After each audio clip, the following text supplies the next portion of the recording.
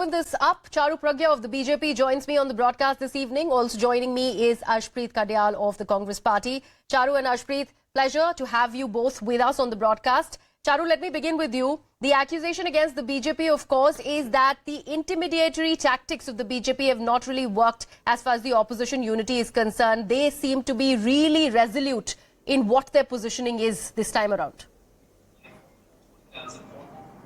And that is great for them, Griha. But the fact of the matter is that the opposition, what the opposition is today, has always been united. UPA had a government in power, not once but twice, and that was a government of coalition. There were many political parties that were part of it, and they are trying to pull the same thing together again.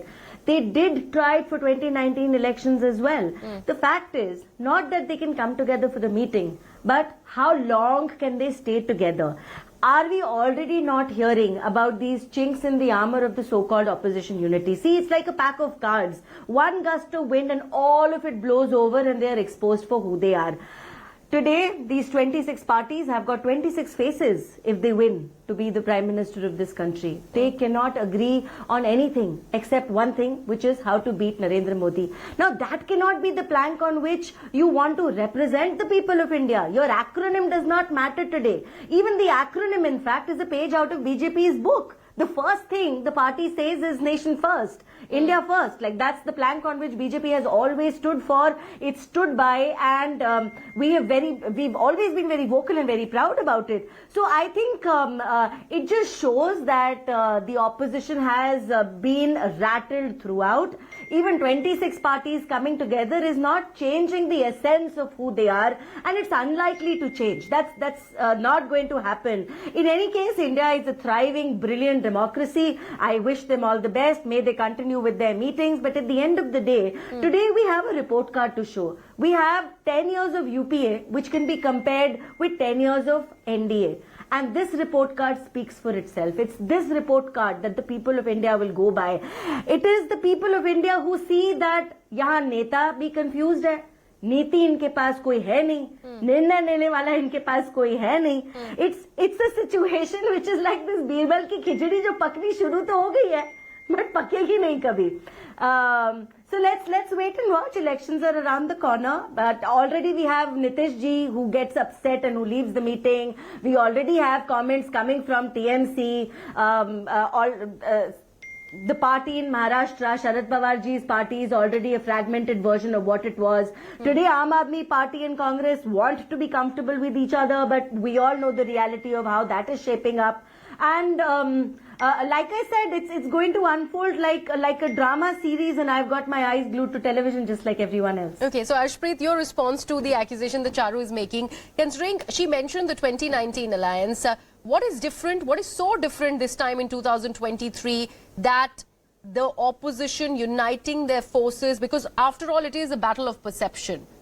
How do you think this time around the opposition unity can be perceived? It is going to stand that test of time, because that obvious question really remains, because these fragmented versions, there are statements that have been made by the likes of Brinda Khairat or TMC MPs who have in fact spoken not in unison. They are still talking about the regional interests first as opposed to the national interests. Thank you very much for the question. First and foremost, there is one major difference between our opposition unity, which is India, and Bharatiya Janata Party's unity, which is NDA. The difference is we have all gathered up to save the democracy, and the NDA has gathered up to obliterate that very democracy. Number two, the opposition unity has been getting stronger by every passing day.